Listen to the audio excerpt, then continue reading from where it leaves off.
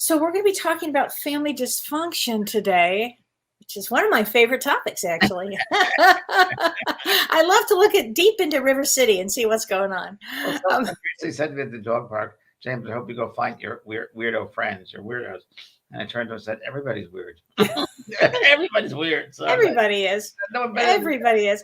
But so. I thought if you could talk to everybody about spiritual on the other side, how we choose our family and how that, and then I'll talk about it from a psychological standpoint once we get here. Okay, so for the long and short of it, it could be a whole show just on this, but let's not talk about that. But pre-birth planning is very much a thing, and Michael Newton wrote a book about it. It's a really good Death Same Souls. Very, very good what happens in between world. But there seems to be, from my understanding, and of course it's going to be very different because Kellee, lately I've been thinking, God, we're telling everybody like seventh dimensional stuff in a three-dimensional world. It's so hard really to understand it. Right. So, when I say that we've picked out our family and friends before we have, we're what we call the soul group. And what is the soul group? A group made up of people that you've shared many lifetimes before, many experiences before, you've known each other before, worked with each other before, and you want to come back to perfect your relationship not only with yourself, but with your group and with the dynamic, of course, of the planet. You want to help with all of that. And by a certain role, by learning certain things, your soul will expand and learn that and have a better understanding or comprehension of that situation. That's what I believe. So, and also there's karma with the family, karma with yourself, karma with the family, karma within a relationship with a sister, brother, mother, father. There's a karma relationship with that as well. I always go back to my analogy, which is I always say, keep things simple because it really should be kept simple as best as it could be. But sitting in a show and observing the family, observing a play, I think is always the best way because you have the actors on stage, the mother, the father, the grandparent, and scenes happen. Different scenes happen. There's a suicide over here. There's an alcoholic over here. A drug overdose over here. A lot of things going on.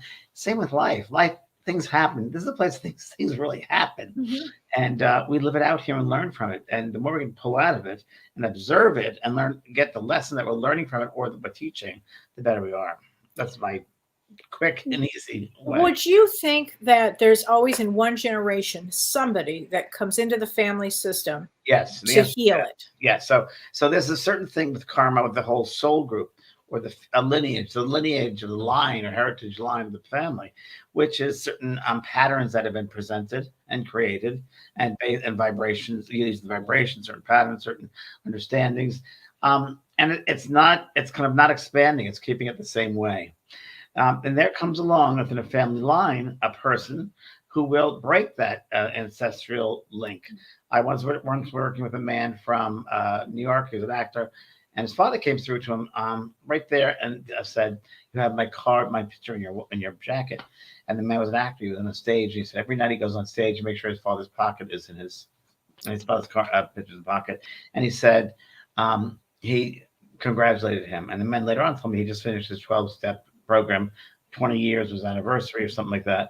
And the father said to him, "You broke the lineage. I want you to know, you broke the lineage." Wow. So we can break the lineage for sure. Wow, James. It happens in wealth and addiction and dysfunction, relationships. It really is happening. To solve it and heal it down here on the earth, you're better off. You don't want to carry it to another lifetime. Right. And it's so interesting because this Saturn retrograde is really a great time. So listen up because we're going to give you a lot of tips on how to break these cycles that we're going to talk about. But I thank you for that, James. I love that explanation of all of that because I think it's so important here. But I thought that we would talk about what exactly is a healthy system and what exactly do I even mean by a family system. Yeah. So go right for that, Kellee. You start right ahead. I'll start that. So I have to laugh because my master's is actually in family systems, psychology, family systems. So it's near and dear to my heart. So and I think it's hysterical that right now I'm working with you in your little book there about your family. So this is hysterical, but go on. My brother is so funny. I said to him, "You want to watch the show tonight?" He said, "What's it about?" And I told him and he goes, "Be nice." That's for you, buddy. Read the book. Read the book. Actually, honey, you come out a hero in the book. Okay. Okay. So what defines a family system? So a family system is simply a group of people living in one household who share a common familial history, mother and father and sister and brother, that look after each other's physical and emotional needs. Okay, that's the definition of a family system. And so now I'm going to talk about what is a healthy family system. And then we're going to go into dysfunctional. But what a healthy family system is, one where family members nurture and support each other and they understand boundaries. Imagine that. And family relationships are close, and the individual members within a family have a strong sense of emotional well-being. So that's the definition of a healthy family system. And they love each other. And they love each other. Freely. Freely, unconditionally. Exactly. They're free to roam about the cabin. So, Renee, could you put that picture up? I found this picture, and to me, I thought it's a spiritual picture, and I thought it was just so sweet. And this is from Yogananda, and he said that parents are the physical instruments of God who manifest on earth as the parental love that creates and protects the child, which I thought that was lovely. And I only wish that to be true. You know, and the lion eats the cub. No, that's right. That's when the dad turns on the mom. That way, I don't know. Oh God. Oh yeah, here we go. So let's talk about what is a dysfunctional family. Oh, I'm glad you asked. Okay. Raise your hand if you've had one or if you know of one. A dysfunctional family is one that is mirrored in conflict, chaos, a lack of structure, or indifference, so that the child's physical and emotional needs cannot be met. So factors that can impair a family's functioning include poor parenting, distressed or abusive environments, substance abuse, mental illness, chronic physical illness, and poor communication. So life in a functional family is emotionally tumultuous. Relationships between members of the family are typically tense. There's abuse, neglect, and secrecy are common. Yelling and screaming often is the only way that they know how to communicate. So that is a dysfunctional family. And an example, I mean, everybody can tell us an example, but I mean, some quick examples, basically. Like, let's say there was a 2-parent household. The dad has a drinking problem. He comes home. He physically abuses anyone and everyone who gets in his way. And then the next morning, he reminds the family that what happens in the house stays in the house. Wow. And they should never tell anyone what goes on there. Now, that's a big one because family secrets are huge. They will destroy something. And, you know, one thing I do want to mention, James, before I forget, is nothing is lost in a family system. And what do I mean by that? We're going to talk about generational trauma, but nothing is lost in a family system. So let's say a grandfather molested somebody in his generation. It will come down the pike in another generation and another generation. Wow. Or let's say there was alcohol or drugs or family secrets. Affairs are big here, where you think the son will find out that his father has an affair, and then the son will say, well, I would never do that. Next thing you know, the son is doing that. So it goes, you know, like this, everything until somebody steps up and says, I've had enough of this bullshit. I've had enough. And that's really what it takes. Suicide, Kelly. Oh, suicide is one of the doors that's open. So let's talk about that. Okay. I love what you say about suicide, which is when you talk about there might be that one that comes in with suicide to wake the family members up, basically, to help the family members get, you know, because there's always that identified patient. But the problem with suicide is in a generation, again, we could go back. Well, let me just say, in family constellation therapy, they go 13 generations back and 13 going forward. Now, in psychology, we usually just look at the first 3 generations. So even if I go 3 generations and somebody in the family suicided, that door is open. And that means in another generation, the grandchild might hear the story or unconsciously pick up the story or genetically pick up the story. It's a weird thing. Or it also might, anything's possible. So it might be another member of that soul group has decided to take on those lessons at that particular time that the other soul completed suicide and go through it for the soul group. That might happen as well. And soul groups, as people in Kelly's book, she writes about this, in Spiritual Awakening, we have many different types. And one of the ones which I've worked with, and Kelly's worked with many, many years, the most common is loss of a child, and that will many times is an opportunity to force the mother and father to go on the spiritual path, to enlighten them, to awaken them up. And that's quite common that happens. I've seen it in my lifetime, many clients whose lives changed not only because they lost a child, but spirituality is completely, it's a different world for them now because they have spirituality in their lives. Absolutely. And spirituality is not religion, by the way. It's very different. So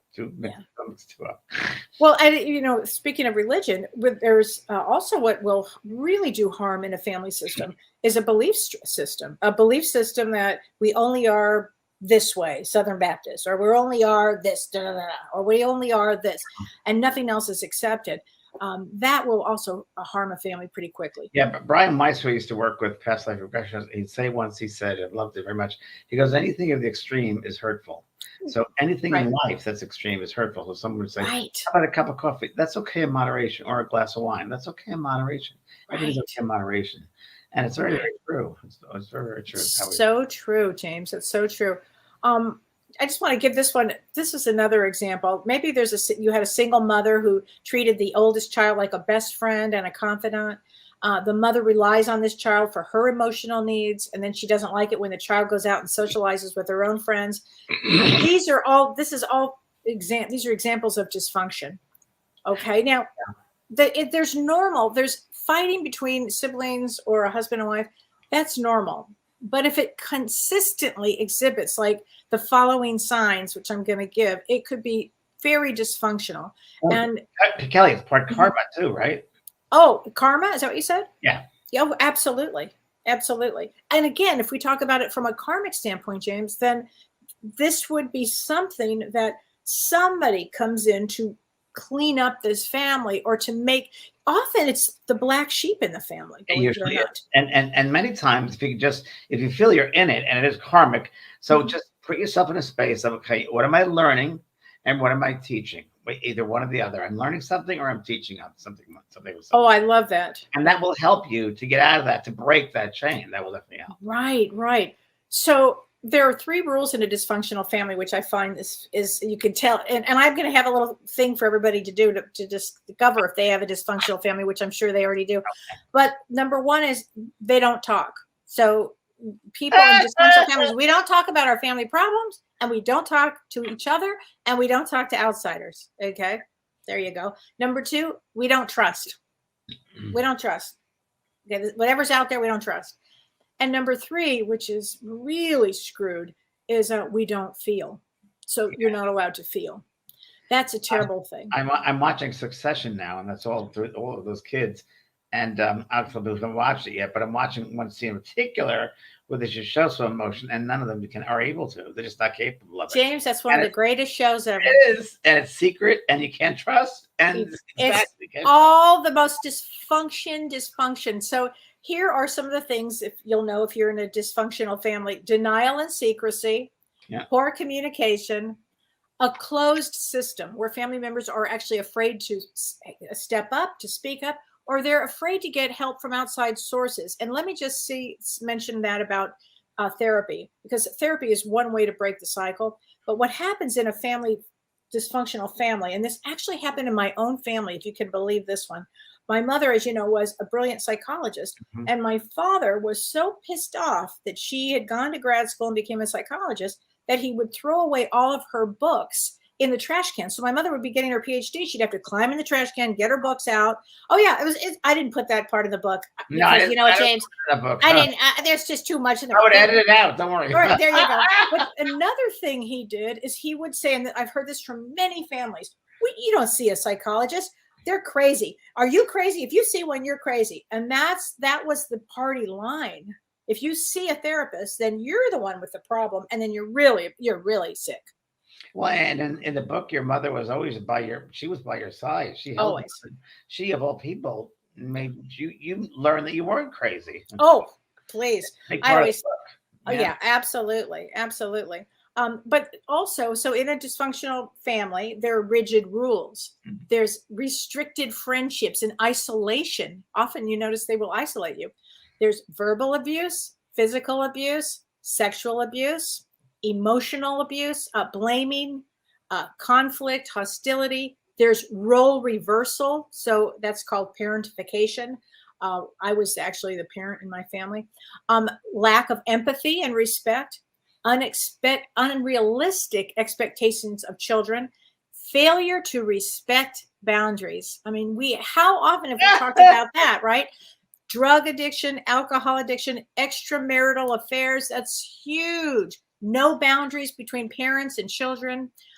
Also using children for revenge. That is a huge one too that I see. Oh, it's awful. And love withdrawal or conditional love.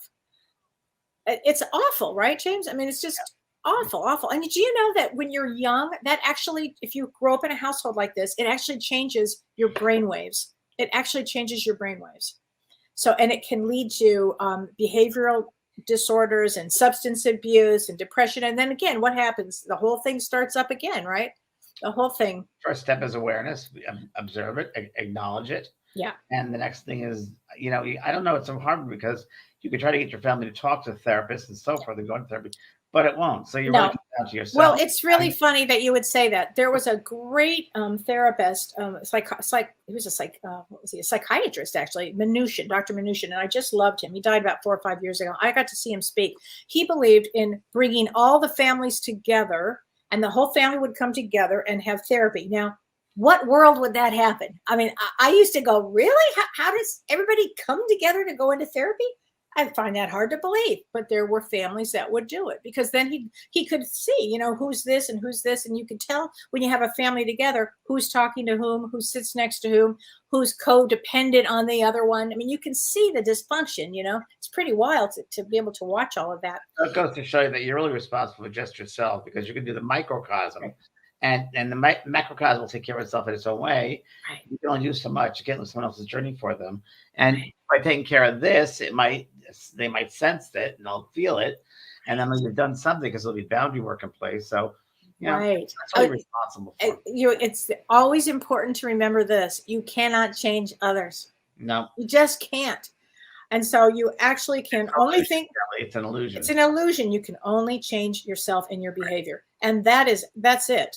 That's all you can do here. Right. So it's very interesting. But here's some steps for breaking generational cycles. So I thought I would give some information about how to do that. Since we're really talking about dysfunctional families, and anybody who's watching this, you may be the one that's here to break your family, the cycle of that we're talking about. Yeah. So the first thing I want you to do is, take a note of the belief system in your family. Like, make note of it. Is it, and these could be generational cycles that you're actually observing, like we don't talk, drugs, alcohol. What are the beliefs? What were you told? I'm not good enough. You're dumb. You're smart. You have to work. I don't know. Whatever your story is, I'd be curious. Write it down so you start to become aware of it. And then the second thing you want to do after that, you want to take note of the beliefs in your family system. Then you want to identify the family pattern of behavior, alcohol, drugs, affairs, suicide, anything that that you can look at, personality disorders. How about that? That's a big one, right? Mother, father, narcissist, borderline. You want to look at that. Then you want to look at the siblings, right? Conspiracy theory. Oh, please. Oh my God. That's a big one, right? Yeah. And then the third thing is you really want to begin to heal the toxic patterns. So how does one do that? I'd start in therapy. There are a lot of great books if you don't want to do that. You have a lot of great books to read on family dynamics. And then from there, number 4, you start to define the priorities in your life. What are your priorities? Like, you want to get yourself in the best way possible. You really want to make big shifts in your life here. And the last thing is set boundaries with your family. It's that's all boundary work, really. It's all boundary work. But first, got to know who you are. Yes. And you do got to know who you are. What you're letting in. Is it, it's so funny. It goes back to that thing you read months ago about which one gets fed, the little one that, Yeah. I forget the whole thing. But it really is which fear or love gets fed. And are you loving yourself or are you afraid of yourself? What's the point? Well, thank you, everybody. And thanks, you, James. Everyone. Thank you, everybody. Have a great week. Bye-bye. You've been listening to Both Sides Now and Beyond, featuring spiritual medium and master teacher James Van Praagh and spiritual medium and psychotherapist Kellee White. That was great. Maybe we changed some lives. And maybe opened up some minds. Which way do I turn? Right. I mean,